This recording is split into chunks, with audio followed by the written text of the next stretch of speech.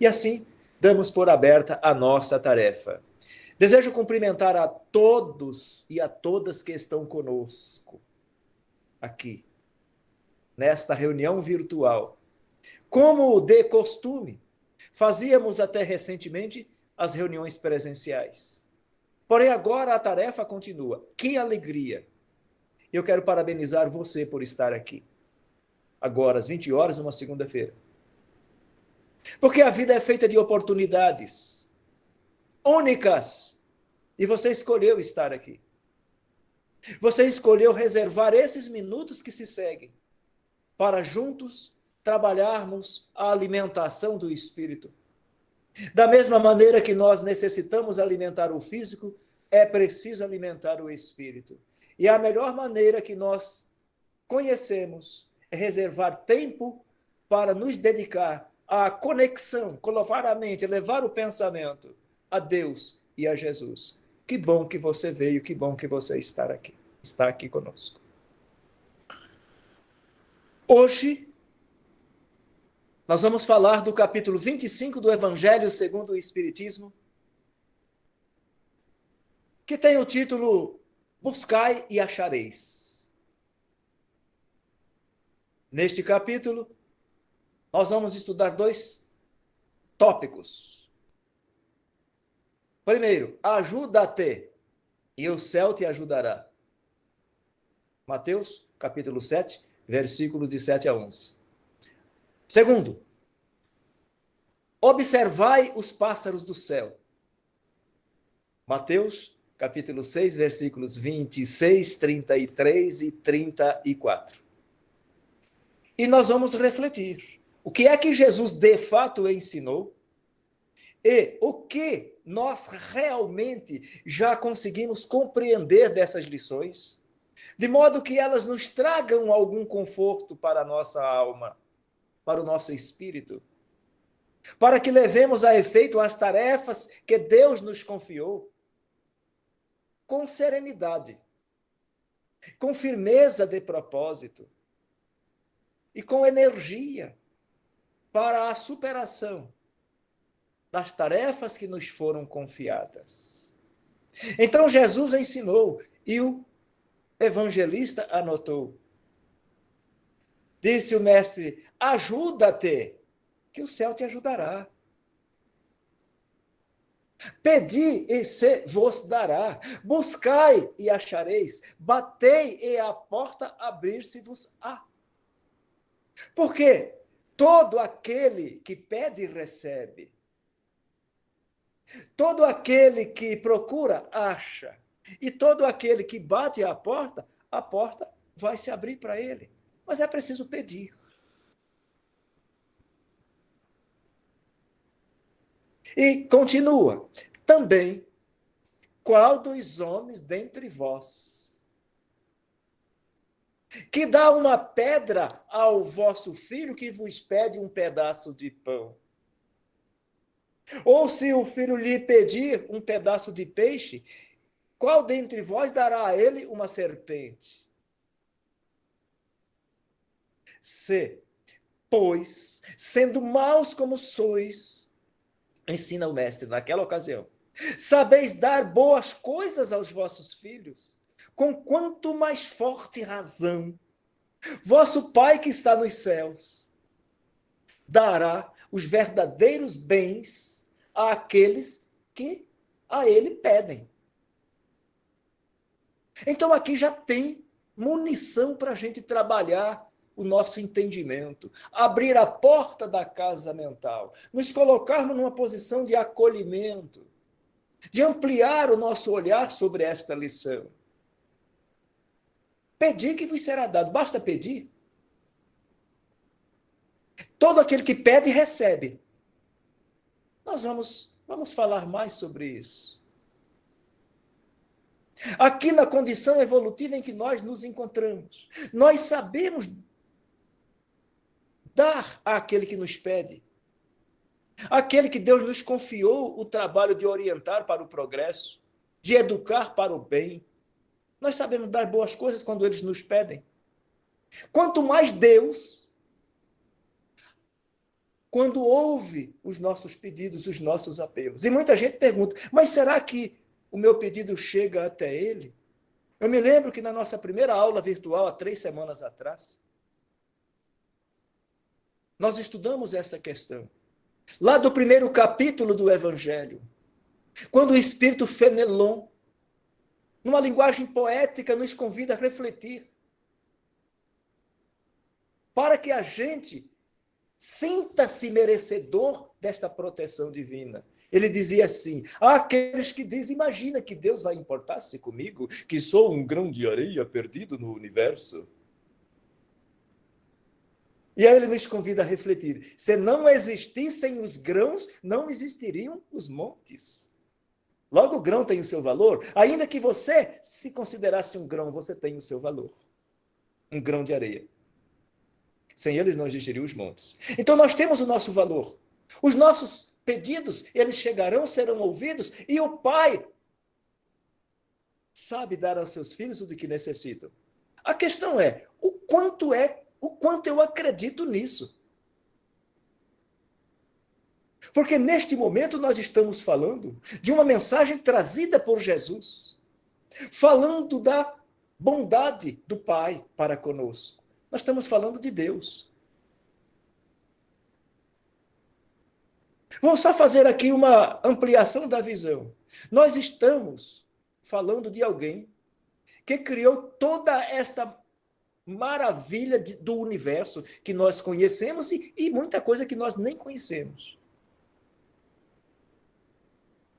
Criou tudo o que nele está, inclusive nós. Pela obra se conhece o autor. Então tem alguém que cuidou disso, submeteu toda a criação a um conjunto de leis naturais que o homem não pode mudar.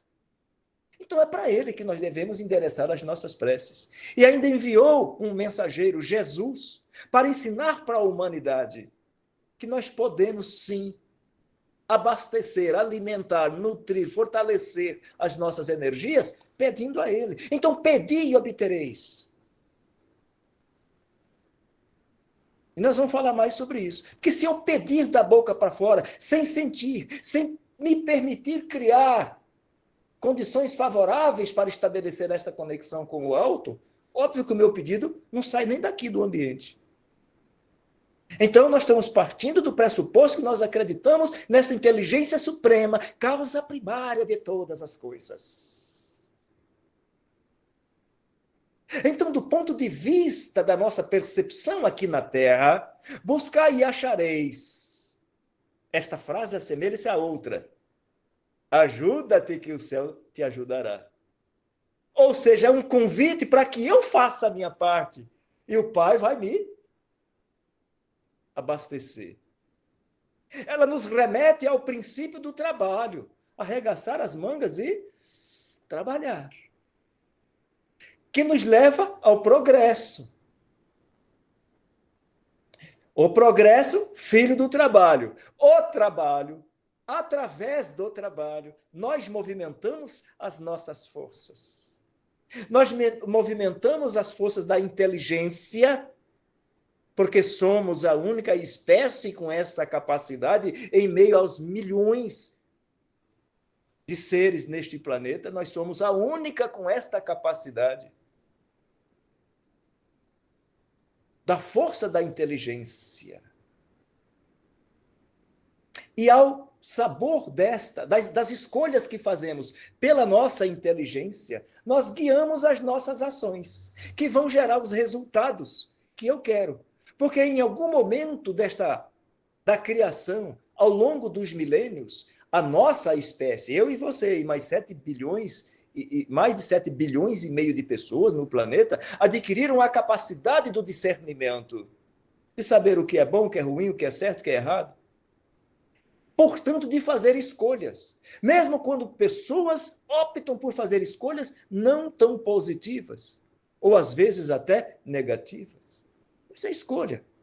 Toda escolha que eu faço uma renúncia, e aí eu assumo o compromisso de arcar com as consequências das escolhas que faço. Então Jesus falou, olha, diante da dificuldade, ore.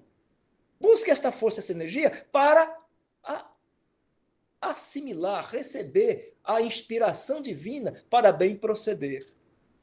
Mas não foi sempre assim. Nos primórdios da civilização, lá na infância da humanidade, na infância do espírito, da inteligência, nós nos portávamos usando apenas ações que nos conduzia a cuidados para prover alimentação, para nos defender, enfim, para defender a preservação da espécie.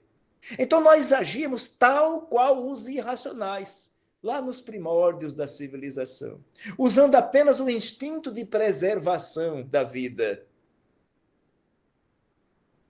que é uma espécie de inteligência, porém rudimentar. Note que nos outros animais irracionais, eles agem por instinto e não vão além daqueles hábitos automatizados do instinto. O homem também tem o instinto. Também tem lá na sua configuração, na nossa configuração, lá no nosso cérebro, uma área chamada de cérebro primitivo ou reptiliano, porque assemelha-se às mesmas funções dos répteis. Por isso chamado reptiliano. Só que, em algum momento, isso mudou para nós humanos. Nós fomos além, mas muito além. Por quê? Nós não sabemos. O fato é que Deus deu ao homem algo mais, a mais, do que aos demais animais. Deu o desejo incessante de se melhorar. Somos assim. Nós queremos nos melhorar. E isso é bom, se soubermos conduzir esse desejo. Porque esse desejo de querer nos melhorar, ele nos impele, ele nos estimula a ir avante em busca de se melhorar, de encontrar meios, condições para promover essa melhoria. E o resultado disso, ao longo dos séculos e dos milênios, são os progressos que a gente vê acontecer, as descobertas, as invenções, o aperfeiçoamento da ciência, e eu quero falar mais disso. Porque a ciência, ela vai proporcionando ao homem, na medida que vai fazendo novas descobertas, ela vai proporcionando melhoria e bem-estar, vai suprindo algumas necessidades que nós temos. Haja vista, do ponto de vista dos recursos, dos cuidados com a saúde, por exemplo, para a gente não divagar, vamos pegar aqui o caso das cirurgias invasivas. Quantos benefícios colhemos hoje, quando já não nos é mais necessário uma intervenção invasiva, graças a esse aperfeiçoamento da ciência. Então, Deus nos deu essa capacidade para que usemos bem. Então, esse trabalho no campo da ciência e da pesquisa, algo que está sendo o mundo inteiro investindo nesse momento, justamente para trazer um pouco mais de tranquilidade, de conforto, neste momento de pandemia, especificamente. Mas, de uma maneira geral, as pesquisas aumentam a inteligência. E, com isso, vão aumentando aquele desejo de melhorar ainda mais. E, aos poucos, assim, aos poucos, a humanidade vai se depurando moralmente. É claro que esse descasamento, imagine que fosse duas asas, elas não estão batendo na mesma altura, não. O intelecto caminha mais depressa. Mas, aos poucos, a asa da moral vem caminhando junto. Então, essa marcha do progresso ao longo do tempo vai acontecendo. E de tempos em tempos, após satisfazer as necessidades materiais, o homem vai crescendo e vão surgindo necessidades espirituais, de alimentar o espírito, de buscar compreender esse algo mais. E assim, ao longo dos séculos, dos milênios, o homem passa da selvageria à civilização. E em cada existência progredindo um pouquinho, porque no intervalo entre nascer e desencarnar, o progresso realizado pode parecer bastante, mas ele é pouco diante do quanto nós podemos caminhar rumo ao progresso. E a doutrina espírita vem explicar o mecanismo que Deus criou para alavancar a marcha do homem na direção deste progresso. Por quê? Do nascer ao desencarnar, ou de nascer ao morrer, como alguns gostam de dizer. Se nós fôssemos ficar com esse progresso só contido nesse intervalo, nós estaríamos convivendo apenas com aqueles comportamentos rudimentares. Mas não, Deus criou o ir e vir, o mecanismo da reencarnação, onde o aprendizado, o conhecimento vai se acumulando, vai se somando, enriquecendo a bagagem do conhecimento a cada existência. Passamos por aqui, prestamos um serviço, uma contribuição para a melhoria, como acontece neste momento em diversos cantos do planeta. Alguém neste momento está lá em uma sala de laboratório pesquisando, fazendo descobertas para instruir a humanidade. E nós, guardadas as proporções, na célula da família, lá na escola, usando agora os recursos que a tecnologia favorece, ainda que à distância, nós estamos enriquecendo o nosso conhecimento, repassando às nossas crianças, aos nossos alunos, aos nossos pares, aos nossos familiares, e assim esse aprendizado vai acontecendo. Deixamos essa existência, voltamos para o mundo espiritual com essa bagagem acumulada, permanecemos por lá um tempo e reencarnamos. Quando aqui chegamos, trazemos aquela bagagem acumulada até então. Vamos ser orientados, educados, instruídos, adquirir novos conhecimentos que, somados aos conhecimentos anteriores, vão nos conduzindo agora, saindo da barbárie material para a civilização moral, para importar-se um pouco mais com o outro, que é o que Jesus recomendou desde lá de trás, há mais de 2000 anos.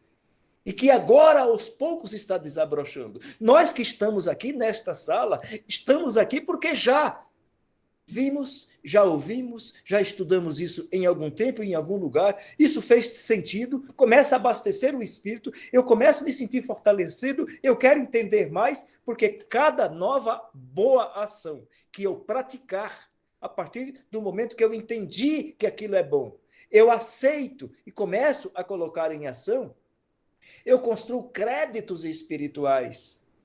E isso acontece na adversidade. Quantas dores e quantas angústias surgem no nosso caminho, mas elas não estão ali por acaso.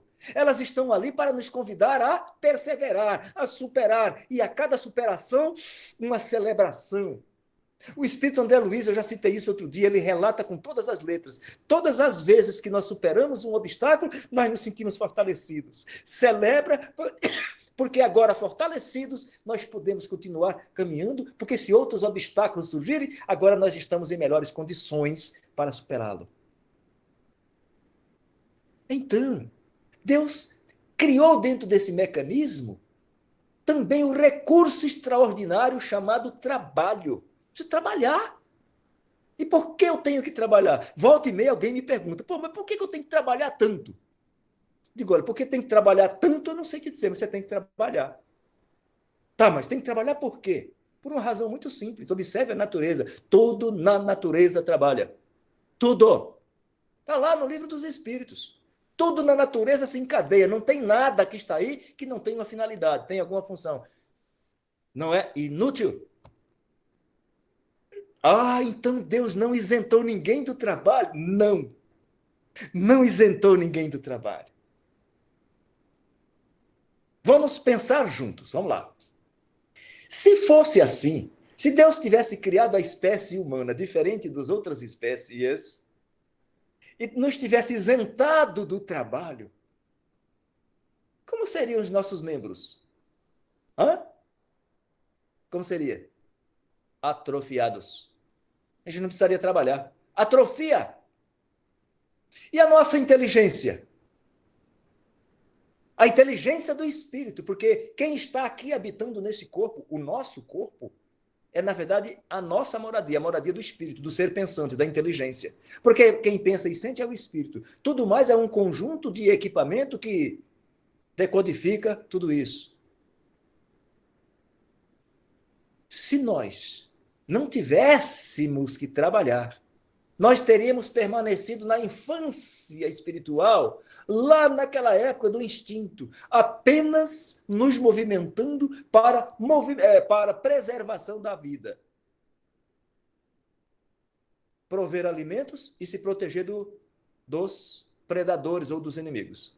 E não é assim. Na espécie humana, Deus deu a capacidade de criar nos recursos, condições, ferramentas para simplificar, facilitar, desbravar o caminho e galgar passos na direção do progresso. Esse é o nosso papel aqui. Então não tem nada que esteja acontecendo conosco que não tenha uma razão de ser. Às vezes nos falta momentaneamente ali um entendimento, claro, mas tem uma razão, porque Deus não erra. Deus não erra. Tudo na natureza se encadeia. E aí está a sabedoria divina. E Allan Kardec nos convida à seguinte reflexão: o trabalho é uma necessidade para o progresso. Eu me recordo, toda vez que eu leio essa frase de Kardec, eu me recordo de uma frase que li certa ocasião, alguns anos atrás, no livro do Dr. Roberto Chiniachik. Ele diz o seguinte: músculos saudáveis requerem movimento. A musculatura da alma também. Exercitar a oração, fazer o bem, fazer a prece, fazer a caridade. Importar-se com o outro. Nós fortalecemos os músculos da alma. Claro que é uma metáfora. Nós construímos créditos. Nós adquirimos o direito de receber a proteção, a inspiração. Porque cada um de nós tem um espírito protetor que ouve a nossa súplica e que endereça aos escalões superiores, que são os mensageiros de Deus, que trabalham para que se faça a vontade de Deus, e a vontade de Deus é que cada filho cresça, como é a vontade de todos nós, pais, cuidadores, tutores, seja lá quem for. Nós queremos ver o progresso acontecer e celebramos na medida em que ele vai acontecer. Então Deus fez do trabalho uma necessidade e ainda orientou. Procura que você vai achar. Procura e acharás.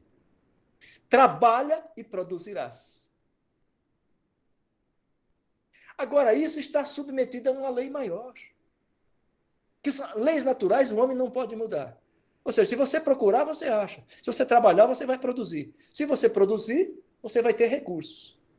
Esses recursos, eles vão te proporcionar melhoria, conforto, bem-estar.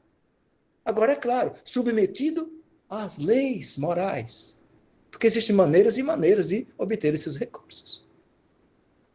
Então, se seguirmos essa orientação de trabalhar para ter o mérito, para conquistar o direito de receber essa proteção, essa inspiração, essa força que nos impulsiona para sairmos desta existência vencedores, a gente tem que começar a fazer isso desde já.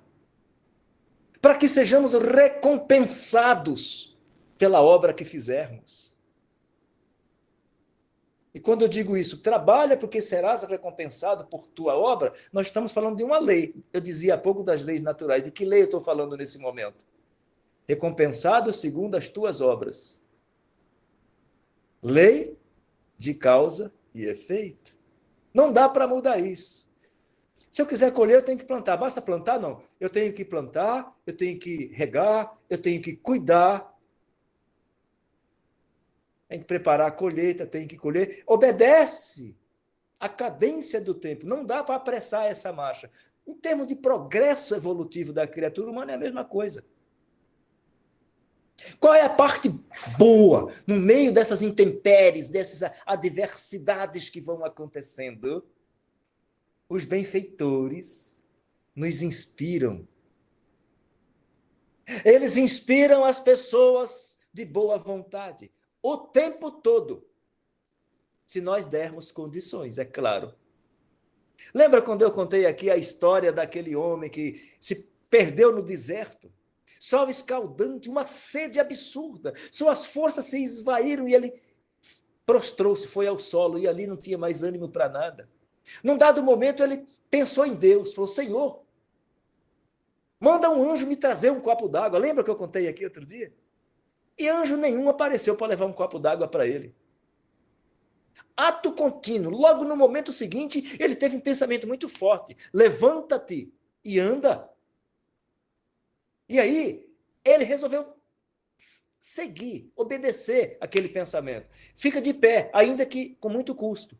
Quando ele fica de pé e anda alguns poucos passos, ele enxerga, no meio daquele deserto de areia, ele estava num topo, uma descida, e logo embaixo, vestígios de água. Ele enche-se de ânimo e chega lá e mata a sua sede e segue sua caminhada, graças a um pensamento. Agora, prestou atenção no pensamento, que ele poderia ter blasfemado contra Deus. Por isso que eu disse lá no começo, nós acreditamos em Deus, vamos orar e pedir aos benfeitores a força para nos, a energia para nos fortalecer, a inspiração para nos guiar, porque aí é com a gente, aí é arregaçar as mangas e fazer a nossa parte. Então Deus, e nem os espíritos nos isentam do trabalho. Quando falei há pouco da ciência e da pesquisa, os benfeitores não vão chegar para o camarada e falar: ó, a fórmula, a equação de química, seja lá o que for, para a solução desse problema, esta daqui, pronta de mão beijada. Não. Eles dão inspiração, alimentam a força, estimulam o desejo da pessoa a ir além, caminha mais um pouquinho, mais um pouquinho. É isso que eles fazem para aqueles que quiserem manter esta sintonia. Agora, aí eles mostram o caminho até onde eles podem chegar.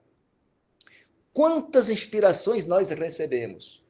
Muitos de nós podem, por descuido, não dar atenção. É algo como, por exemplo, como entrar na casa se a porta estiver trancada. Então é preciso deixar aberta a porta da casa mental, do coração e da alma, para receber as boas inspirações. Ter um momento de oração, culto do evangelho no lar, leitura sistematizada do evangelho. Tudo isso são momentos que propiciam esta conexão. Então não basta eu pedir. Eu peço, falo: Senhor, você quer me ajudar? Você me ajuda. Não é assim, não. Eu preciso estar conectado, acreditar, submeter-me àquela postura de receber, estar receptivo, de humildade. Lembra? Senhor, eis aqui um pecador, mas disposto a se melhorar. Dá-me forças, eu vou receber. Então eles nos inspiram. Vem aqueles pensamentos: caminha, aguenta firme, vai passar, você vai chegar lá, vai ter pedras no caminho? Vai. Mas sabe quem é que tem que tirar as pedras do caminho? Tu mesmo. Tirai-as, tira-as, tu mesmo. Dizem eles em pensamento. Agora, nós te damos a força para você dar mais um passo, e mais outro, e mais outro, e mais outro, se você quiser. Então, as palavras de Jesus, do ponto de vista moral, pedi e obtereis, buscai e achareis, significam: pedi a luz que deve clarear o vosso caminho, e ela vos será dada. Pedi a força para resistir ao mal, e tereis esta força. Pedi a assistência aos bons espíritos, e eles virão vos acompanhar. Agora, atenção. Vou recordar aqui uma lição que nós já estudamos nos estudos e lições anteriores dessas últimas 3 semanas. Como é que eu devo pedir quando eu for elevar o meu pensamento a Deus? Estou recordando toda semana para que a gente faça isso com a certeza de que nós estamos ligados, conectados com Deus, através dos amigos que ouvem o nosso apelo. Pedir com sinceridade, com fé, com confiança. Lembra? Quando nós falamos aquela passagem que Jesus ensinou e os apóstolos, os evangelistas anotaram: tudo aquilo que pedirdes em oração e com sentimento havereis de receber. Isto é muito extraordinário, é maravilhoso, meus irmãos e irmãs. Agora, é claro, muitas vezes a gente pode, em um momento de grave adversidade, imaginar que aquilo que eu pedi, Deus não atendeu. Não é bem assim. Ele dá o de que necessitamos. Não adianta eu pedir para ele tirar aquela pedra do caminho, porque a tarefa de tirá-la, de superá-la, de contorná-la é minha. Mas ele me dá a força que eu preciso para contornar. E isso está aí. É recurso que o Criador disponibilizou para todos os filhos que quiserem. Tem gente que não quer. E nós, sabendo disso, vamos orar fervorosamente, pedindo em oração e consentimento, tenha certeza de que vai receber. Ah, mas eu já pedi tanto e Deus não me ajudou. Talvez eu não tenha percebido o quanto ele me ajudou. Porque se eu ficar aquela ideia fixa, naquele horário fixo, de querer que os espíritos resolvam o meu problema, isso eles não vão fazer. Agora, eles dão para a gente a inspiração, a intuição, a força, a clareza, para que a gente faça a nossa parte e que a gente faça bem. Tudo bem até aqui? Este foi o item 1. Agora nós vamos para o item 2. Observai os pássaros do céu. Eles não semeiam e não colhem. Eles não amontoam nada nos celeiros, mas vosso Pai Celestial os alimenta. Não sois muito mais do que eles? Hã? Claro que somos. Nós falamos há pouco. Nós somos da espécie humana única que tem essa capacidade que nós temos. Da inteligência, de pensar, fazer escolhas, discernir o bem, o mal, o certo e o errado. Então, essa está no capítulo 6 de Mateus, capítulo 26. E o outro, procurai, pois, primeiramente o reino de Deus e a sua justiça. E todas essas coisas vos serão dadas por acréscimo. Por isso, não estejais tão inquietos pelo dia de amanhã, porque a cada dia cuidará de si mesmo. Opa, vamos lá. Espera lá, os pássaros do céu não semeiam, não colhem, não precisam guardar no celeiro e estão aí vivos. Mas eles não têm que fazer nada? Hã? Se ainda há pouco nós acabamos de dizer, dito pelo mesmo mestre, que nós temos que fazer a nossa parte, os pássaros também têm. Quando ensaiam desabrochar as primeiras luzes do amanhecer, eles já estão se levantando, batendo asas e seguindo seu instinto de preservação da vida à procura de alimento e água em algum lugar. Então tem que fazer alguma coisa também. Agora Deus provê. O alimento e a água está em algum lugar. Para que eles se mantenham vivos, eles precisam bater asas e procurá-los.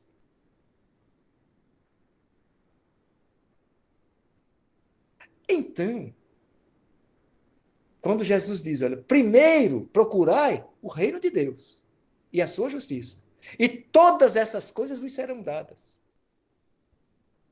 Então não estejais tão inquietos pelo dia de amanhã, porque a cada dia cuidará de si mesmo. É o que fazem os pássaros todas as manhãs. Anoiteceu, eles vão procurar pouso, abrigo em algum lugar. Quando despertam as primeiras raios de luz da manhã, lá estão eles indo buscar o seu alimento, a sua água para o seu sustento. E nós?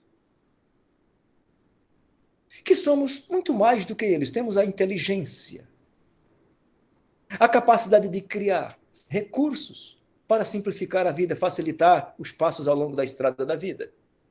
Por que a gente fica tão inquieto com o dia de amanhã? Pior, muitos ficam presos no passado. Aconteceu um infortúnio e nós ficamos presos a algo que já foi. Não tem jeito de não ter sido. Não dá para voltar lá, porque já foi. E quando nós vamos conversar com esta criatura, e ela consegue soltar essas amarras do passado, ela pula para o amanhã. Ah, mas e como é que vai ser agora? Espera lá. E o hoje? Como é que fazem os pássaros? Eles vão cuidar de prover a sua necessidade a cada dia. Então nós, muitos de nós, infelizmente, milhares de pessoas sofrem dessa dor, ficam presos a um passado. Quando conseguem soltar essas amarras, pulam para um futuro, que é outra coisa que também não existe. Porque nesta passagem, quando Jesus diz cada dia cuidará de si mesmo, ele está nos propondo ampliar a compreensão. Ou seja, o meu amanhã será tão melhor quanto mais eu estiver cumprindo as minhas obrigações no aqui e no agora. É no aqui e agora que eu devo fazer o meu melhor, dar o meu melhor. É no aqui e agora que eu preparo o passo seguinte, o dia seguinte, o mês seguinte, o ano seguinte. No agora. Desenhar os próximos passos para eu chegar lá? Ótimo. Agora, sofrer por isso é errado, porque eu estou fazendo bem agora, eu dei mais um passo. Amanhã darei mais outro, mas é amanhã. Então, meus irmãos e irmãs, cuidado com a interpretação ao pé da letra. Isso seria negação da previdência, do cuidado. E não é isso. Se fosse assim, todos nós seríamos meros espectadores, passivos, com os nossos membros atrofiados.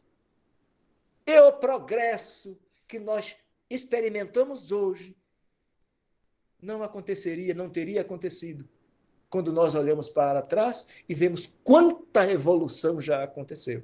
Ah, mas tem muita coisa errada. Mas já foi pior. Então, as forças e as capacidades do homem saíram daquele estágio primitivo, já estão num estágio de produção, de melhoria, para promover o bem. Claro que ainda precisamos melhorar muito a questão da solidariedade, da fraternidade, mas já há progresso. De modo que se preocupar demasiado, aquele desejo insaciável do querer mais e mais e mais. Querer mais não é problemático. O problema está em querer demais. Porque Deus criou, quando nós chegamos ao mundo, nós chegamos sem roupa e sem abrigo. Fácil, fácil avaliar. Vamos verificar quando nós chegamos ao mundo, quais eram as nossas condições. Qual era o patrimônio que a gente tinha? A vida, o nosso maior patrimônio.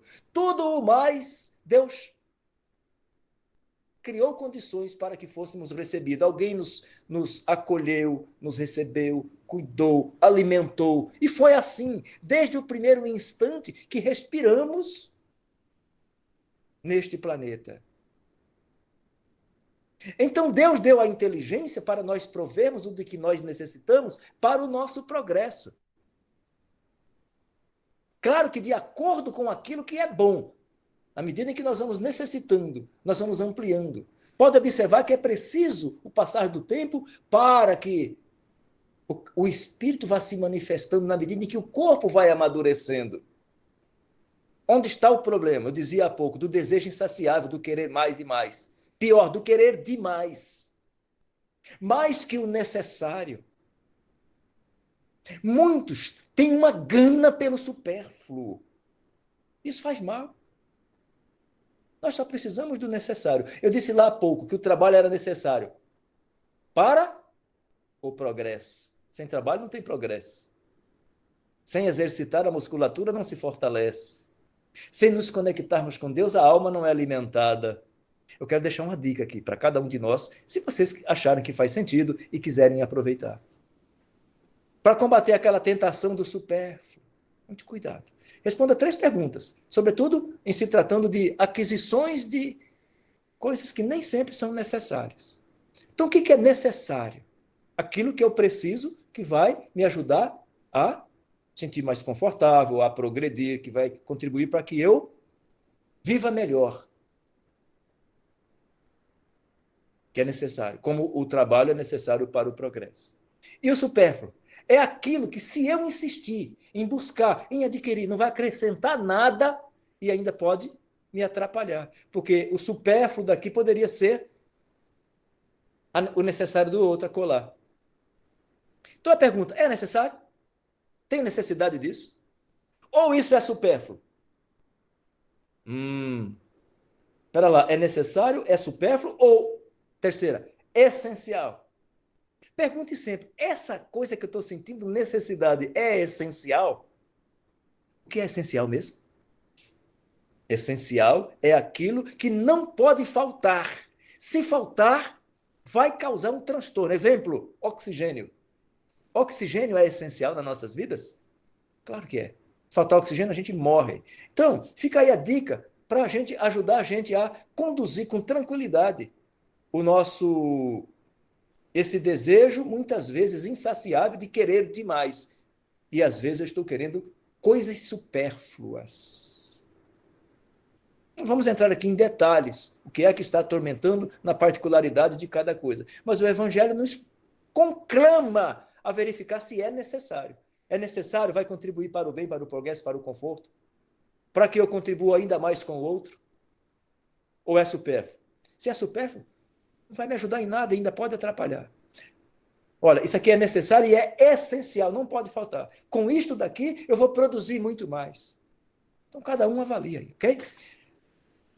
A Terra, século XIX, Allan Kardec já nos conclamava a reflexão. A Terra produzirá bastante para alimentar toda a população. Quando? Quando os homens souberem administrar os bens que a Terra produz. Qual é a lei que vai garantir isso? A lei de justiça e de caridade. Caridade é amor ao próximo. Ou seja, quando a fraternidade reinar entre os povos, quando todas as pessoas tiverem esse olhar para o outro, o supérfluo de um suprirá a insuficiência do outro e cada um terá o necessário. Por isso Jesus disse, não ajunteis tesouros na terra. Eles são perecíveis. Se você amontoar o que você não precisa, não vai dar tempo de você usar. Juntai tesouros no céu, porque são eternos. Ou seja, ajude a melhorar a vida do outro. Quaisquer que sejam os recursos. Nós podemos ajudar o outro com uma oração. Tem gente que não tem tempo para rezar, não tem tempo para Deus. Deus tem todo o tempo para nós. Em outras palavras, cuide e valorize mais dos bens espirituais do que dos bens materiais. Aqui, uma contribuição que eu quero deixar sobre a produção de alimento no mundo. Em julho do ano passado, a revista Globo Rural publicou um relatório da ONU sobre a população que passa fome na Terra. 820 milhões de pessoas, dá quase 11% da população da Terra. Agora, olha que absurdo. O mundo produz alimento suficiente para alimentar todo mundo. Então, quando todos serão supridos em suas necessidades, quando houver mais fraternidade, por aí a gente conclui que falta fraternidade, apareceu lá um indicador de muito desperdício, pode ser que tenha outros, não é o nosso objetivo dissecar esse assunto aqui. Então, na minha avaliação, para a nossa reflexão aqui, ainda existe uma miopia muito grande sobre aquilo que Jesus ensinou, que na essência de suas lições, o que estava lá mesmo? Importe-se com o outro. Isto é pleno exercício da fraternidade. Por fim, meus irmãos e irmãs, se algum dia tiver dúvida se nós estamos agindo bem, fazendo bem, de passagem por este planeta, avalie se está fazendo o bem. Na dúvida, faça o bem. Na dúvida, ainda, faça caridade. Na dúvida ainda, importe-se com o outro. O que mais está no nosso alcance para fazer em favor do outro? Então, dito isso, para concluir, item 1, ajuda-te e o céu te ajudará. É a lei de causa e efeito. A bênção, a energia, o alimento espiritual está aqui para mim e para todos aqueles que quiserem. Basta propiciar condições para conectar e receber. 2, observai os pássaros do céu. Deus dá os recursos, porém nós temos que fazer a nossa parte. Aquela parte que nos cabe realizar. Então, confiemos em Deus. Vamos construir um momento de oração, fazer esta conexão e ter essa certeza de quando pedir em prece, Deus dá o de que necessita e perseverar. Eu orei, ele não resolveu o meu problema, ele não vai resolver. Ele vai me dar a energia que eu preciso para dar soluções. Por fim, que tal treinar o que Jesus ensinou? Que tal treinar importar-se com o outro? especialmente nesses tempos de pandemia, meus